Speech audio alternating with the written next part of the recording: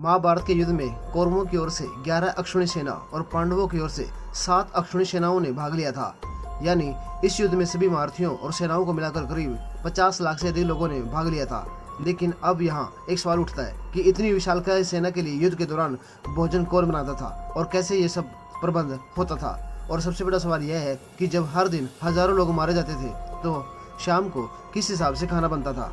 आइए जानते हैं। महाभारत को हम सभी सही मायने में विश्व का प्रथम विश्व युद्ध कह सकते हैं, क्योंकि उस समय शायद ही ऐसा कोई राज्य था जिसने इस युद्ध में भाग न लिया। उस काल में आर्यवर्त के समस्त राजा या तो कौरव या पांडव के पक्ष में खड़े दिख रहे थे। हम सभी जानते हैं कि बलराम और रुक्मी ये दो ही व्यक्ति थे जिन्होंने इस युद्ध में भाग नहीं लिया था, किंतु एक और राज्य ऐसा था जो युद्ध क्षेत्र में होते हुए भी युद्ध से विरक्त था, और वह राजा था दक्षिण का उडुपी राज्य। महाभारत में वर्णित कथा के अनुसार जब इस राज्य के राजा अपनी सेना के साथ कुरुक्षेत्र पहुंचे तो कौरव और पांडव दोनों ने उन्हें अपने अपने पक्ष में लेने का प्रयत्न करने लगे। लेकिन उडुपी के राजा बहुत दूरदर्शी थे। उन्होंने श्री कृष्ण से पूछा कि माधव, दोनों ओर से जिसे देखो युद्ध के लिए आतुर दिखता है, किंतु क्या किसी ने सोचा है कि दोनों ओर से उपस्थित इतनी विशालकाय सेना के लिए भोजन का प्रबंध कैसे होगा। इस पर भगवान श्री कृष्ण ने कहा, महाराज, आपने बिल्कुल सही सोचा है। आपकी इसी बात से मुझे प्रतीत होता है कि आपके पास इसकी कोई योजना है। अगर ऐसा है तो कृपया बताएं। उसके बाद उडुपी नरेश ने कहा कि सत्य तो यह है कि भाइयों के बीच हो रहे इस युद्ध को मैं उचित नहीं मानता। इसी कारण इस युद्ध में भाग लेने की मेरी कोई इच्छा नहीं है, किंतु अब ये युद्ध टाला नहीं जा सकता। इस कारण मेरी ये इच्छा है कि मैं अपनी पूरी सेना के साथ यहाँ उपस्थित होकर समस्त सेना के लिए भोजन का प्रबंध करूँ।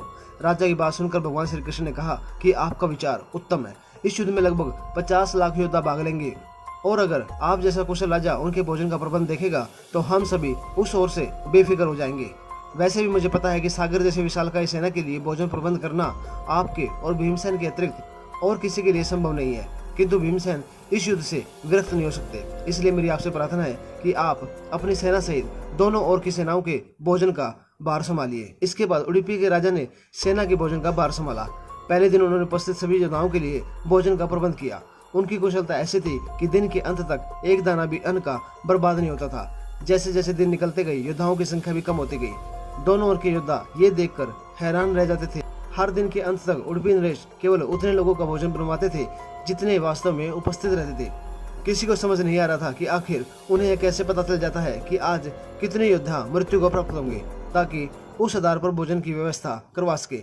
इतनी विशालकाय सेना के लिए भोजन का प्रबंध करना अपने आप में ही एक आश्चर्य था, और उस पर भी इस प्रकार की व्यवस्था कि अन्न का एक दाना भी बर्बाद ना हो, जो एक किसी चमत्कार से कम नहीं था। आखिरकार जिस दिन युद्ध समाप्त हुआ और पांडवों की जीत हुई, अपने राज्याभिषेक के दिन आखिरकार युधिष्ठिर ने उडुपी राजा से पूछ ही लिया कि समस्त देशों के राजा हमारी प्रशंसा कर रहे हैं कि किस प्रकार हमने कम सेना होते हुए भी हमने उस सेना को परास्त कर दिया जिसका नेतृत्व पितामह भीष्म, गुरु द्रोण और हमारे भ्राता जैसे महारथी कर रहे थे।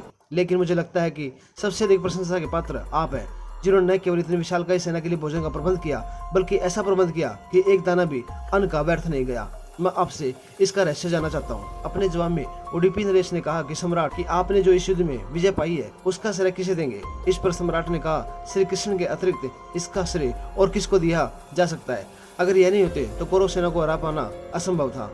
जब उडुपी राजा ने कहा कि महाराज, आप जिसे मेरा चमत्कार कह रहे हो वो भी श्री कृष्ण का ही प्रताप है, ऐसा सुनकर वहां उपस्थित सभी लोग हैरान हो गए। तब उडुपी राजा ने इस रहस्य से पर्दा उठाया और बताया कि श्री कृष्ण प्रतिदिन रात्रि को मूंगफली खाते थे। मैं प्रतिदिन उनके शिविर में गिनकर मूंगफली रखता था और उनके खाने के बाद गिनकर देखता था कि उन्होंने कितनी मूंगफलियां खाई हैं। वे जितनी मूंगफली खाते थे उसके ठीक 1000 गुना सैनिक अगले युद्ध में मारे जाते थे। यदि वे 50 मूंगफली खाते थे तो मैं समझ जाता था कि अगले दिन 50,000 सैनिक युद्ध में मारे जाएंगे। उसी के अनुसार मैं भोजन की व्यवस्था करता था। यही कारण था कि युद्ध के दौरान कभी भोजन व्यर्थ नहीं गया। भगवान श्री कृष्ण के चमत्कार को सुनकर सभी उनके आगे नतमस्तक हो गए। यह कथा महाभारत के सबसे दुर्लभ कथाओं में से एक है। कर्नाटक के उडुपी जिले में स्थित कृष्ण मठ में यह कथा हमेशा सुनाई जाती है। अपना कीमती समय देने के लिए धन्यवाद।